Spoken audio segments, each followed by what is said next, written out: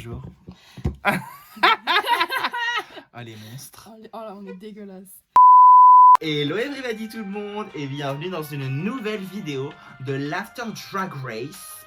Une vidéo finalement où nous allons discuter, débriefer, récapituler, tail bout de gras autour et tout autre synonyme à propos de l'épisode 2 de Drag Race France ou Drag Race France comme on dit en français car on est en France. Cocorico. Pour ce deuxième épisode, un invité très spécial, une invitée que nous connaissons tous et que nous aimons beaucoup, je crois. S'il vous plaît, mesdames et messieurs, devant votre écran, faites du bruit pour Velma Velour. Bonjour,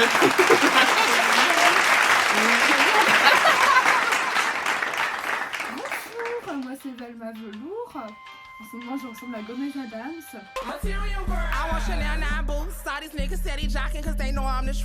Et je suis ici pour critiquer les liners asymétriques des gens.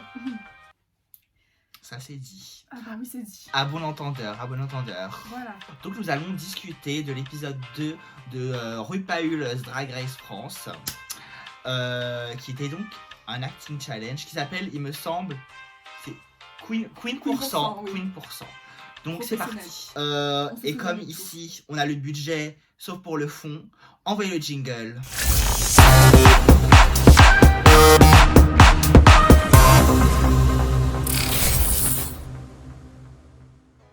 Alors tout d'abord Velma, avant de commencer à récapituler l'épisode 2, dis-moi quel est ton avis en général, qu'est-ce que tu as pensé de l'épisode 1, qu'est-ce que tu penses de ce début de saison de Drag Race France?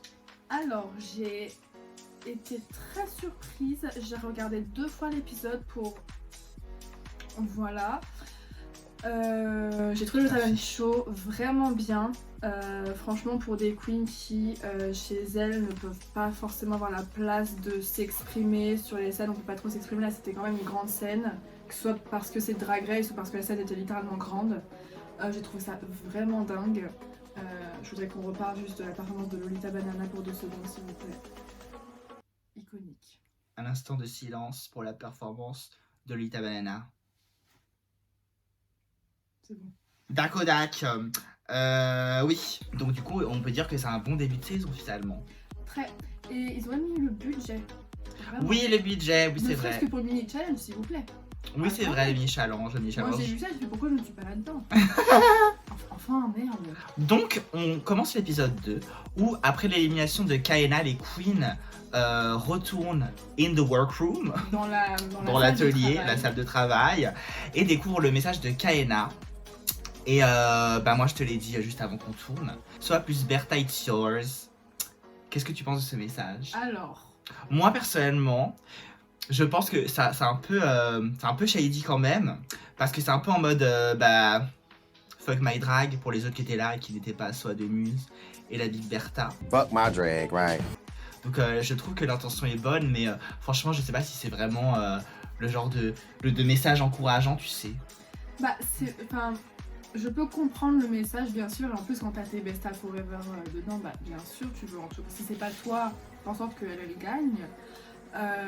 Imagine, t'arrives, tu lis ça, t'es là genre. Non, mais bravo, franchement, bravo, on se revoit après.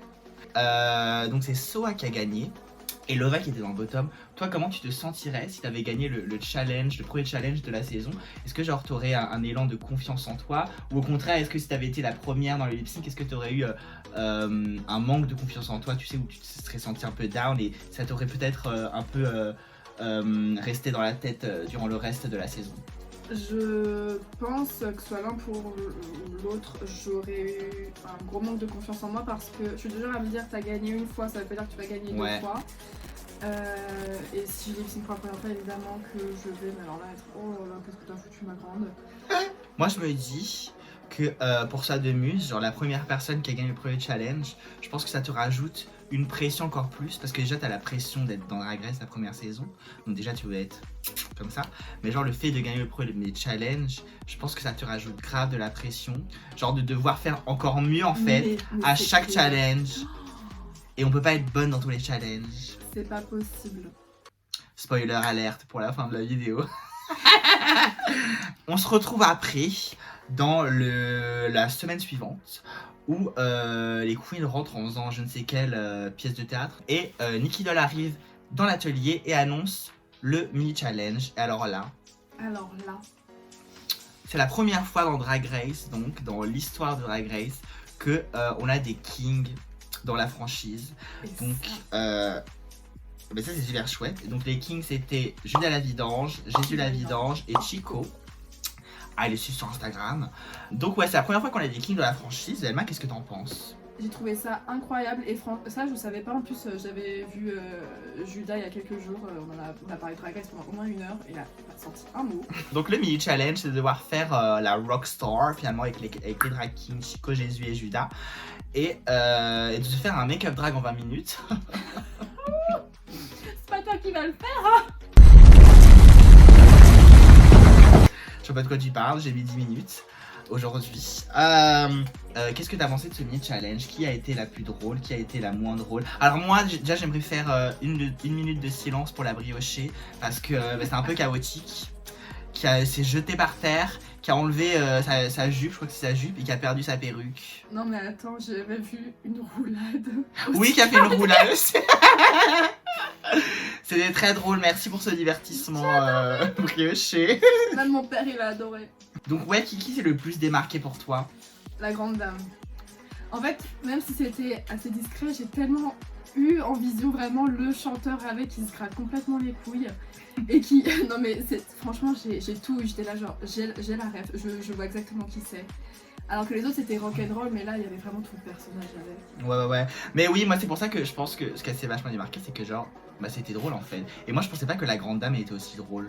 En toute honnêteté. Celle qui m'a surprise, bon après c'est parce que on se connaît personnellement, c'est Cam. Alors... Déjà au niveau de la danse j'étais surprise, no shade s'il te plaît ne viens pas dans mes DM. On va peut-être bully. Mais effectivement je pense que c'est vraiment l'occasion pour Cam de faire quelque chose qui lui ressemble pas du tout, mais vraiment pas du tout. Pour le coup c'était un mini challenge mais bon, je pense que toute occasion est bonne à prendre pour...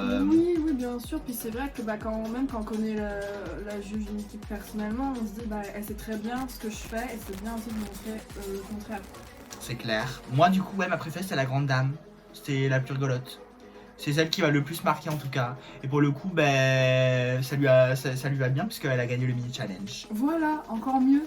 Tout à fait. Mademoiselle Nicky Doll nous annonce le maxi challenge, qui est donc un acting challenge. Qu'on attendait finalement, je pense que c'était attendu un acting challenge. Oui, en tout cas vers ces débuts de saison, en général c'est vraiment début de saison tout à fait. Et fin de saison qu'il y a des acting challenges. Mais moi par contre, j'avoue que c'était une parodie de... C'est quoi la série? 10%. Alors moi pour le coup en acting challenge, moi je m'attendais à une parodie mais genre de série genre vraiment iconique parce que moi pour le coup je connaissais pas 10%, no offense à Canal+. Moi je m'attendais à un truc en mode parodie de, tu sais genre Hélène et les garçons, ce genre de conneries quoi. Moi justement je vois à peu près la série mais j'ai pas regardé, je suis pas très francophone, enfin au niveau des séries, films ou quoi. Et je m'attendais plus limite à quelque chose Camping Paradis. Ah c'est vrai ça. Oui c'est vrai. Plus belle la vie. C'est vrai. Limite un tellement vrai, genre vraiment au pire une télé-réalité, mais alors là, mais Secret Story. Mais j'ai pas trouvé ça drôle du coup et... en fait c'était très bien, mais j'ai pas non plus rigolé. Moi c'était rigolo quand même, moi je trouve qu'il y avait des passages rigolos. Il y en avait, mais ça aurait été encore plus drôle avec Camping Paradis. Moi je pense que tu es juste réac. Mais pour le coup, c'est vachement dommage que je connaissais pas la série, mais bon je pense qu'il y en avait d'autres qui connaissaient et qui ont eu les rêves, mais moi pour le coup je les ai pas eu. Et donc pour les rôles du challenge, en tant que gagnante du mini challenge, c'est la grande dame qui doit assigner les rôles. Alors, tu sais ce que je vais te poser comme question, Elma? Si c'est toi qui assignais les rôles, est-ce que tu serais shady ou est-ce que tu serais honnête? Genre, est-ce que tu donnerais les rôles à ceux qui les veulent ou est-ce que tu donnerais au hasard pour faire chier les gens? Je serais honnête parce que des fois tu peux être shady, au final t'as le karma qui tombe dessus et la personne qui a eu le rôle qu'elle voulait pas du tout, et elle gagne. Mais du coup la grande dame elle joue un jeu un peu plus honnête parce que du coup elle a pas été... elle a donné le rôle à ceux qui le voulaient. Non mais c'est surtout que ça sert à rien, ça te fait perdre du temps sur apprendre tes lignes. Ouais, et surtout si tu veux faire une compétition, moi je pense qu'il faut que ce soit genre le plus fair play possible. Puis c'est surtout, pour de vrai, moi j'ai je peux me démerder avec un rôle qui me plaît pas, ça m'empêche pas de gagner en fait. C'est ce qu'elles disent toutes. Donc, Donc ensuite, Nikki nous annonce que le guest spécial qui va non seulement les juger mais en plus les aider à... she's emotional. Qui va en plus les aider, qui va les diriger dans le Acting Challenge, c'est donc Marianne James. De toute façon, je pense que Marianne James, on l'attendait tous, on savait tous qu'elle viendrait dans la saison. Mais il y a des gens qu'on est sûr de voir, genre même, je pense, Laurence Boccolini, à mon avis, on va la voir. carrément. Bilal Hassani aussi, genre il y en a qui, on sait qu'ils vont venir quoi. Donc c'est surprise, mais pas trop surprise quand même. Oui. Mais on est quand même content de la voir. Je suis juste jalouse de pas l'avoir vu quoi. Bisous Marianne, si tu vois cette vidéo, je t'embrasse. Donc l'acting challenge, je sais pas si t'as remarqué, ou si, mais je pense que tout le monde l'a remarqué, mais pour le coup j'ai l'impression qu'il y a des rôles qui sont plus faits pour gagner que d'autres. Genre par exemple le rôle de Paloma et de la grande dame, genre ils avaient plein de trucs à dire. Et par exemple à côté t'avais des rôles avec des répliques beaucoup plus courtes, genre Lova la Diva ou Lolita Banana, tu sais. Après celui de Lolita Banana, le truc c'est que justement c'est one shot mais tu peux en gagner justement parce que ouais, mais c'est pareil du coup pour Paloma et la grande dame parce que du coup elles ont beaucoup de choses à dire, mais c'est soit ça passe ou ça casse en fait. Oui. Et pour le coup bon là c'est passé. Et donc du coup Velma dans ce acting challenge, pour toi qui se débrouille le mieux et qui a un peu plus de balles, même si je pense qu'on sait un petit peu qui se débrouille le moins. Effectivement Paloma c'était incroyable. Ouais. Bah en fait elle a trouvé les moments où genre ça allait rester en fait dans l'histoire du champagne, en fait évidemment on s'en souvient. Et même la voix en elle-même, on a la rêve de cette directrice artistique, incroyable. J'aurais aimé que la grande dame reste avec son idée. Moi aussi j'ai bien aimé. Bah ouais, c'est désolé Kimberly. Oui, alors que la grande dame justement, il y a un truc qui peut faire peur, c'est que bah du coup sur tout son Instagram, là où on la connaît le plus, c'est que c'est fashion et on s'attend pas à avoir une personnalité à côté. C'est vraiment pas du shade, c'est vraiment bah à chaque fois on se dit ouais c'est qu'une fashion queen. Bah non, au final la grande dame, on sait qu'elle est drôle parce qu'on la connaît personnellement. Non pas moi.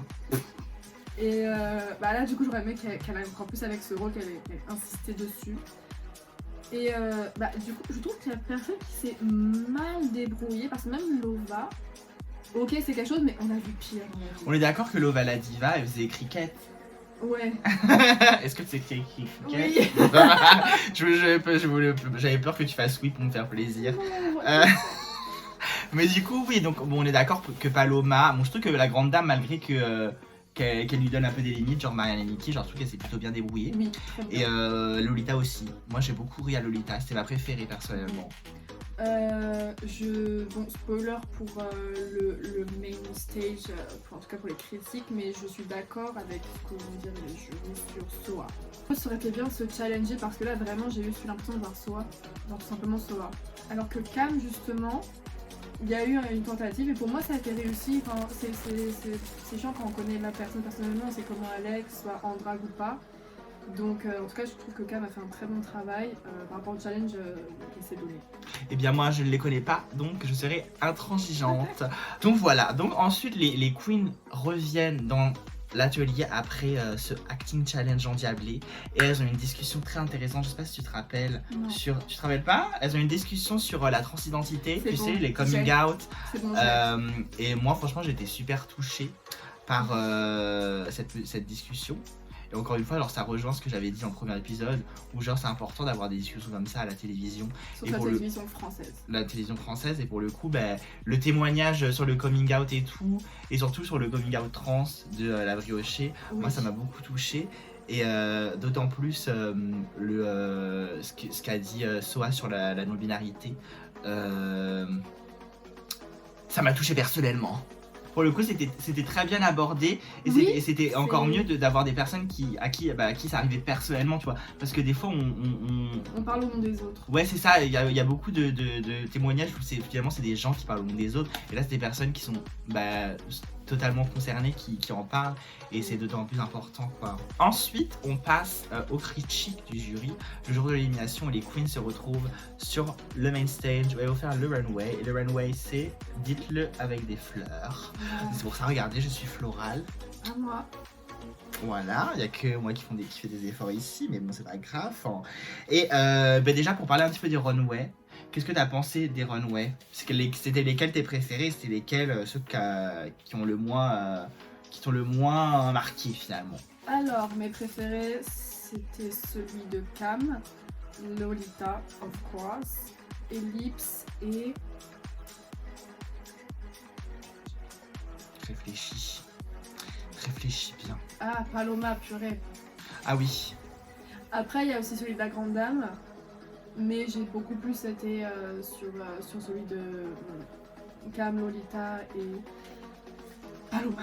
Moi, mon top 3 des looks, je pense que je suis à peu près d'accord avec toi. Genre Paloma, sans ordre, Paloma, Cam et Lolita Banana.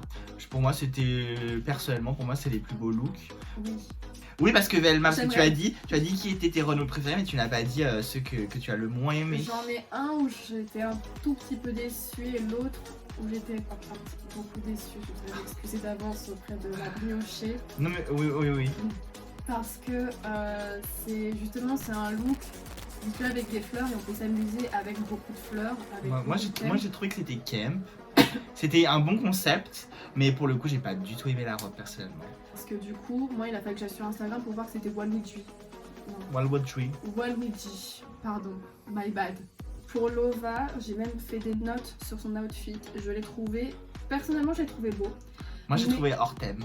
Mais c'est ça en fait, il est beau, mais leur thème. Et je trouve que c'était pas très soigné, tu sais, pas en mode polish et tout, mais genre, je trouve que c'était un peu à la va-vite, tu sais. Oui, c'était à la va-vite. J'aurais pris une autre wig. La tenue en elle-même est très jolie. Et pareil, je crois qu'à un moment, elle ouvre sa robe et il n'y a rien. Bah, On a eu son body. Et c'est là, il aurait genre- dit un Sims. Et j'étais, mais en fait, si tu. Enfin, ou peut-être qu'il y avait un truc prévu ou je ne sais quoi. Mais à la rigueur, tu mets des fleurs en dessous et ça fait genre ton Ah jardin ouais. secret. Tu vois, genre la fée. Parce que du coup, c'était très féerique. Parce que c'est vrai que, genre, dis-toi, avec des fleurs, on a un peu l'image des fées, tout ça. Mais du coup, c'est pas ça. Donc ça aurait pu être une fée avec son jardin secret en dessous de sa robe. Ouais. Oui, my bad. Mais pour le coup, genre le thème des fleurs, c'est un thème qui est hyper ouvert et genre qui peut, je pense en Oui. tout cas, qui peut permettre de faire plein de choses, même des trucs qui s'éloignent un peu du thème fleurs, mais qui restent fidèles, genre oui, au parce truc que floral, tu vois, genre briochée, au ouais. final, elle a eu une bonne idée, c'est juste que ça n'a pas forcément été bien interprété. Donc, ce qui nous amène évidemment aux critiques. Et donc, dans le top, on retrouve Paloma Lolita.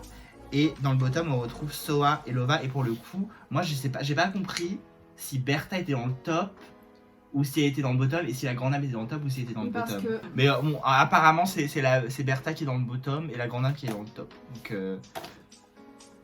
c'était un peu au poil de cul, je pense.